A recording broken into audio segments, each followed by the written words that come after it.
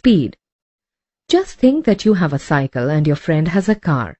If you and your friend start for the school at the same time, from the same place, who do you think reaches the school first? Of course, your friend will reach first, as his vehicle is faster than yours. In other terms, speed of a car is more than a cycle. Let us know what speed is. Speed is defined as the distance covered by a body per unit time. Nowadays, because of traffic condition, one cannot move with same speed. You drive fast on highways but remain slow near red light. For such conditions, we define average speed as the total distance covered by the body divided by total time taken to cover that distance. Unit of speed. The SI unit of speed is meter per second. It is wrong to write meters per seconds, as a unit is always written in a singular form. Measurement of speed. If you know the taken distance and time, you can measure the speed by using the formula. To understand the concept of measurement of speed, let us do an activity to find the speed of a moving ball. Take a ball, a measuring tape, a stopwatch, and one of your friends to a playground. Ask your friend to note the time, put a mark on the line on the ground, and gently throw or slide the ball over the ground in the direction of this mark. When the ball comes to rest, mark this position. Now measure the distance between the two markings, which provides the distance travelled by the ball. See the time in the stopwatch. Put the values of the distance and time in given table and calculate the speed using the formula.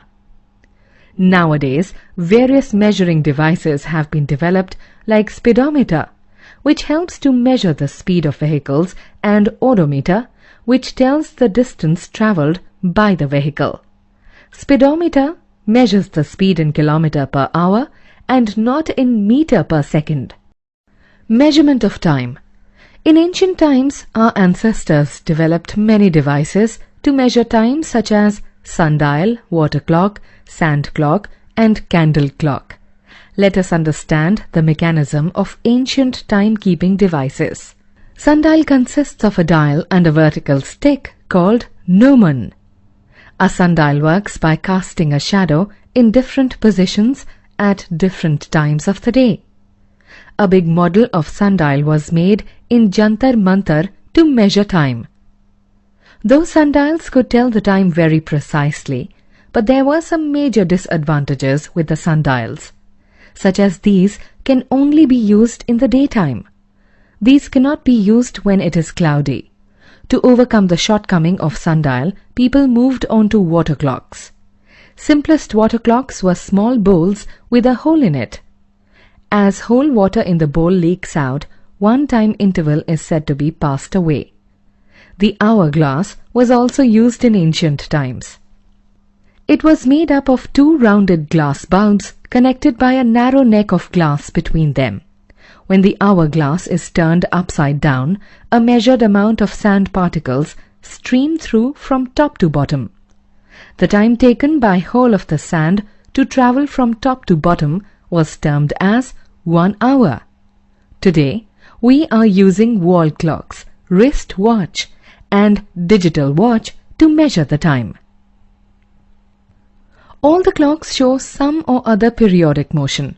One of the well-known periodic motions is that of a simple pendulum. Simple pendulum is a system of a heavy mass which is known as bob, hanging through a string from a fixed hook. It shows to and fro motion.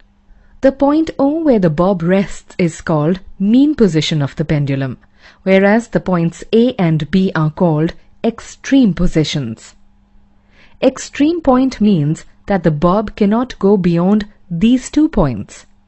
When the bob moves from O to A and then from A to B and then back from B to A, it is called one oscillation.